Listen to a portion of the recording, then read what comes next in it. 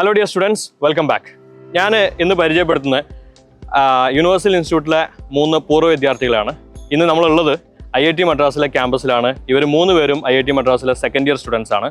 Universal ഇൻസ്റ്റിറ്റ്യൂട്ടിന് 2022 JEE advanced അല്ലേ 2022 JEE advanced qualify ചെയ്ത് ഇപ്പോൾ സെക്കൻഡ് ഇയർ വിദ്യാർത്ഥികളായ Farseen, Rafad and അവന്തിക്.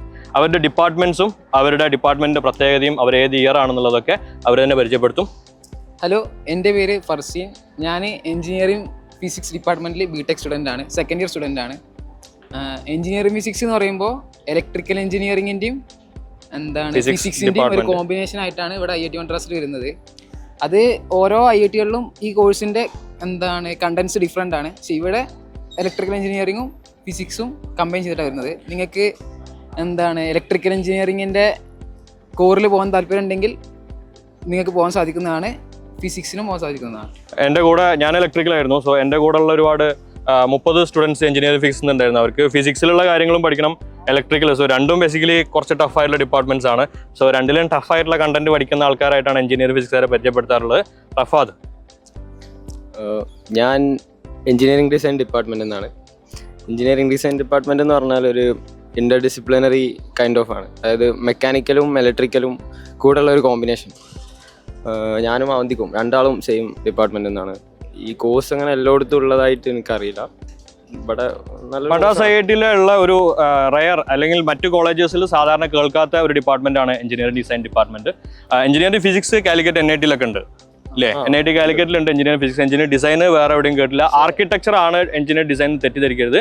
That's entirely different. ഇത് മെക്കാനിക്കലിൻ്റെയും ഇലക്ട്രിക്കലിൻ്റെയും കോമ്പിനേഷൻസ് ആണ് വരാറുള്ളത് കൂടുതലായിട്ടും. അവന്തിക്, ഞാനത് റഫാദ് പറഞ്ഞ പോലെ തന്നെ ഞാൻ എഞ്ചിനീയറിംഗ് ഡിസൈനിലാണ്, സെക്കൻഡ് ഇയർ ആണ്.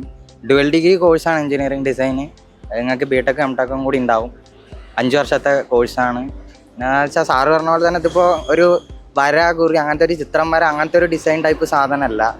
ഒരു മെക്കാനിക്കലിൻ്റെയും ഇലക്ട്രിക്കലിൻ്റെ ഒക്കെ ഒരു മിക്സ് ആയിട്ടുള്ളത്. നമുക്ക് അങ്ങനത്തെ ഒരു ഇൻ്റർ ഡിസിപ്ലിനറി കൈൻഡ് ഓഫ് കോഴ്സാണ്.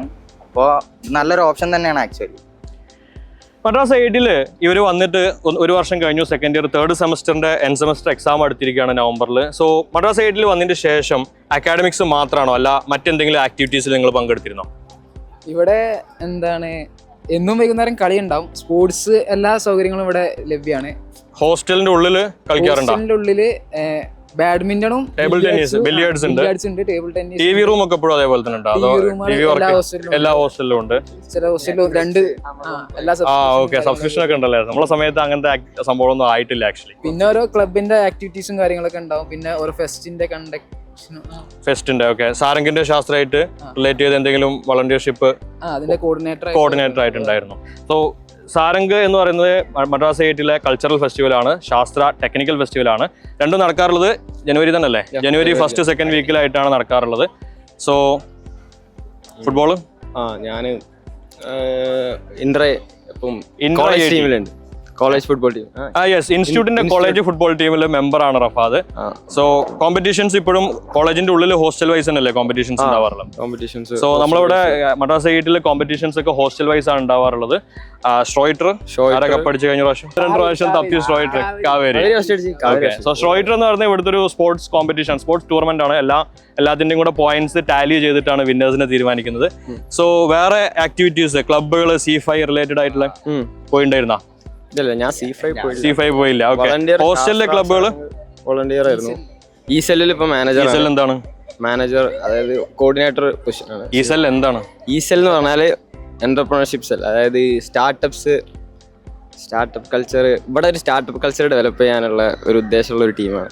ഇവിടുന്ന് കുറെ സ്റ്റാർട്ടപ്പുകളെ ഹെൽപ്പ് ചെയ്യാനും അങ്ങനെ ഒരു നല്ല സംഭവമാണ്.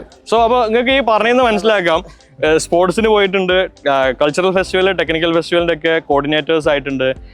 ESL എന്ന് പറഞ്ഞാൽ എന്റർപ്രണർഷിപ്പിന്റെ അത് ഇംപ്രൂവ് ചെയ്യാനുള്ള ആ ഒരു സ്റ്റാർട്ടപ്പിനെ ഇൻക്യുബേഷൻ സെല്ലും അതുമായിട്ട് റിലേറ്റഡ് ആണോ? ഇവിടുന്ന് അവരായിട്ട് ടൈപ്പുകൾ ഉണ്ടാവലുണ്ട്. ഇൻക്യുബേഷൻ സെല്ല് ആക്ച്വലി IIT മദ്രാസിലെ ഫാക്കൽറ്റി മെമ്പേഴ്സ് സ്റ്റാർട്ടപ്പിനെ പ്രൊമോട്ട് ചെയ്യാനും അതിനുള്ള കൾച്ചർ അല്ലെങ്കിൽ അവരെ ഹെൽപ്പ് ചെയ്യാനുള്ള ഒരു ടീമാണ്. അതേപോലെ തന്നെ IITM റിസർച്ച് പാർക്ക് നമ്മൾ ക്യാമ്പസ് ടൂറിൽ കണ്ടതാണ്. സോ അവിടെയുള്ള ഫെസിലിറ്റീസും അതേപോലെ തന്നെ ഇന്ത്യയിലുള്ള ഒട്ടുക്കുമുള്ള സ്റ്റാർട്ടപ്സിനെ പ്രൊമോട്ട് ചെയ്യുന്ന തരത്തിലുള്ള ഒരു കൾച്ചർ മദ്രാസ് IIT-ൽ ഡെവലപ്പ് ചെയ്യുന്നതിന്റെ ഭാഗമായിട്ടുള്ളതാണ് ESL. സോ ക്യാമ്പസിൽ വന്നു കഴിഞ്ഞാൽ നിങ്ങൾക്ക് സ്പോർട്സ് ഫെസിലിറ്റീസ് ആയാലും അക്കാഡമിക് ഫെസിലിറ്റീസ് ആയാലും അതല്ല എക്സ്ട്രാ കരിക്കുലർ ആയിട്ടുള്ള ബാക്കി ആർട്സോ ലിറ്ററേച്ചറോ ആയി ബന്ധപ്പെട്ടുള്ള എല്ലാ ആക്ടിവിറ്റീസിനുള്ള സൗകര്യങ്ങളാകും. ക്ലാസ് ടൈമിംഗ് എങ്ങനെയാണ്? ക്ലാസ് ടൈമിങ് വർക്ക്ഷോപ്പുകളൊക്കെ കഴിഞ്ഞു. ആക്ച്വലി ഫസ്റ്റ് ഇയറിലെല്ലാം കഴിഞ്ഞു. ലാബ് ഉണ്ടോ? ലാബുകൾ വർക്ക്ഷോപ്പ് അങ്ങനെ ആക്കിയിട്ടുണ്ട്. സോ ഞങ്ങൾ ഈ സമയത്ത് ഫസ്റ്റ് സെമസ്റ്ററിലും സെക്കൻഡ് സെമസ്റ്ററിലായിട്ട് വർക്ക്ഷോപ്പ് തീർക്കണം. സോ അത് ടൈം അഡ്ജസ്റ്റഡ് ആവാത്തതുകൊണ്ടാണ്. സാരംഗും ശാസ്ത്രി ആക്ച്വലി ശാസ്ത്ര സെപ്റ്റംബറിലും സാരംഗ് ജനുവരി ലാസ്റ്റിലായിരുന്നു. സോ അത് മാറ്റിയിട്ട് അതിന് സെപ്പറേറ്റ് ഒരു 2 വീക്സിന്റെ ടൈം അതിന് സെപ്പറേറ്റ് ചെയ്ത് വർക്ക്ഷോപ്പിന് സമയം തികയുന്നില്ല എന്നതുകൊണ്ടായിരുന്നു. സോ സമയത്തിന്റെ ഉള്ളിൽ തീർത്താൽ മതി വർക്ക്ഷോപ്പ്. സോ വർക്ക്ഷോപ്പ് ചെയ്ത് കംപ്ലീറ്റ് ആക്കി ഞങ്ങൾ. കോവിഡ് ആയതുകൊണ്ടാണെന്ന് അറിയില്ല. Okay, may be. Okay, so workshop എന്ന് പറഞ്ഞു കഴിഞ്ഞാൽ നമ്മളെ സ്കില്ല്, അതായത് ഹാർഡ്വെയർ ആയിട്ടുള്ള skill, power tools, welding, machining പോലുള്ള ടൂൾസ് നിങ്ങൾ പരിചയപ്പെടുക. നമ്മൾ ഒരുപാട് അതിൽ വർക്കൊന്നും ചെയ്യാനുണ്ടാവില്ല, കുറേ കാര്യങ്ങൾ ജസ്റ്റ് പരിചയപ്പെടില്ല എന്നുള്ള ലെവലിൽ മാത്രമേ നമുക്ക് ചെയ്യാനുണ്ടാവുള്ളൂ. സോ ക്യാമ്പസിൽ വന്നതിന് ശേഷമുള്ള എക്സ്പീരിയൻസ്, ഇവിടെ നിന്ന് അങ്ങോട്ട് ഫ്യൂച്ചറിൽ എന്താണ് നിങ്ങൾ പ്ലാൻ ചെയ്തിട്ടുള്ളത്? പ്ലേസ്മെന്റ്, നോൺ കോറ് അതല്ല ഹയർ സ്റ്റഡീസ്, അങ്ങനെ എന്തെങ്കിലും പ്ലാൻ ആയിട്ടുണ്ടോ? അതല്ലെങ്കിൽ അതിനെപ്പറ്റി ആലോചിച്ചിട്ടുണ്ടോ? അങ്ങനെ പറഞ്ഞു കഴിഞ്ഞാൽ ഇവിടെ വന്നു കഴിഞ്ഞാൽ നമുക്ക് ഒരു ഐഡിയ കിട്ടും എങ്ങാണ്ടാണ് നമ്മൾ എന്താണ് ചെയ്യേണ്ടതെന്നൊക്കെ. നമ്മൾ അങ്ങനത്തെ ആൾക്കാരെയാണ് കൂടുതൽ കാണുന്നത്, വെറുതെ കളിച്ചടക്കല്ല ഇവിടെ എല്ലാവരും ഞാൻ മനസ്സിലാക്കണത്. അപ്പൊ നമുക്കൊരു ഐഡിയ കിട്ടും. അത് നല്ലൊരു നമ്മൾ അങ്ങനത്തെ ഒരു എൻവയോൺമെന്റിലുള്ളപ്പോൾ അതിന്റെ ഒരു ഗുണമുണ്ട് ഇവിടെ.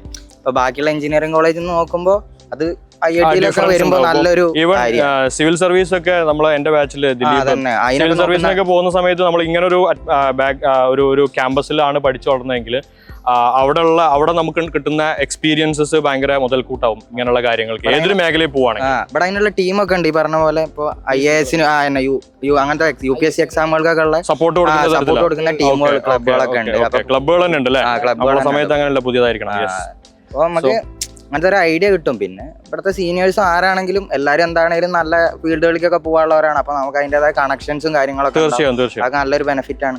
ഫോറിൻ സ്റ്റുഡൻസ് ഉണ്ട് നിങ്ങളൊക്കെ ഡിപ്പാർട്ട്മെന്റിൽ കൂടെ? ഫോറിൻ സ്റ്റുഡൻസ് ഉണ്ട്. നമുക്കും വേണമെങ്കിൽ ഫോറിനിക്ക് പോകും. എക്സ്ചേഞ്ച് പ്രോഗ്രാംസ് താല്പര്യം ഉണ്ടാരെങ്കിലും? ജർമ്മനിയൊക്കെയാണ് സാധാരണ ഉണ്ടാവാറുള്ളത്. Okay, so exchange programs Madras IIT ജർമ്മനിയാണ് യൂഷ്വലി ഉണ്ടാവാറുള്ളത്. വേറെ ഏതെങ്കിലും ഉണ്ടോ എന്നുള്ളത് എനിക്ക് അറിഞ്ഞൂടാ. സിംഗപ്പൂരൊക്കെ പറഞ്ഞേക്കാം. ഞങ്ങളെ ക്ലാസ്സിൽ നെതർലാൻഡിൽ സ്റ്റുഡൻസ് വന്നിട്ടുള്ളത് പ്രോബബ്ലി അവര് ജർമ്മൻ യൂണിവേഴ്സിറ്റിയിൽ പഠിച്ചിട്ട് വരുന്നതായിരിക്കും.